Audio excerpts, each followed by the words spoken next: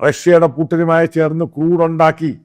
അതിനേക്കാളും ബ്ലണ്ടർ, ഒരൊറ്റ യൂറോപ്യൻ രാജ്യങ്ങൾ നമ്മുടെ കൂടില്ല, ഒരൊറ്റ ഏഷ്യൻ രാജ്യങ്ങൾ നമ്മളെ പിന്തുണയ്ക്കുന്നില്ല.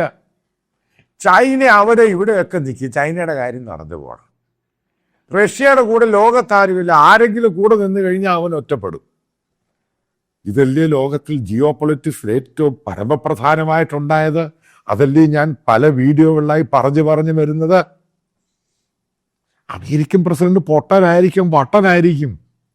അതാണ് ബെഞ്ചമിൻ നെതന്യാഹു ഇന്ത്യയുടെ ഇസ്രായേലി അംബാസഡറോട് പറഞ്ഞത്. എങ്ങനെയാണ് അമേരിക്കയും ട്രംപിനെയും ഡീല് ചെയ്യേണ്ടത് ആദ്യം പഠിക്കുക. അതാണ് പോയിന്റ്. കൂടുതൽ അടുക്കാനും പോകരുത്, കൂടുതൽ മടിയിലിരിക്കാനും പോകരുത്, മൈ ഫ്രണ്ടും അല്ല. ആ രീതി ഡീൽ ചെയ്തോണം. അതാണ് ഞാൻ പറയുന്നത്, ഡിപ്ലോമസി പരാജയമായി.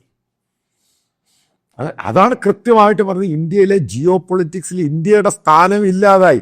ഞാൻ നേരത്തെ ശശി തരൂരും മറ്റുള്ള ആളുകളും ഓപ്പറേഷൻ സിന്ദൂറിന് ശേഷം വിവിധ രാജ്യങ്ങളിൽ പോയപ്പോൾ ഞാൻ അന്നേ പറഞ്ഞു ഇത് ഫെയിലിയറായി.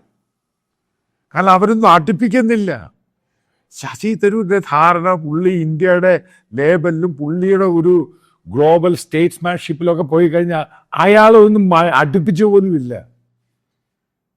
എന്നിട്ട് ഈ അറബ് രാജ്യങ്ങൾ എന്ത് ചെയ്തു? ആരെങ്കിലും നമ്മളെ പിന്തുണച്ചോ? ഇതൊക്കെ തള്ളിവിടുമല്ലയോ?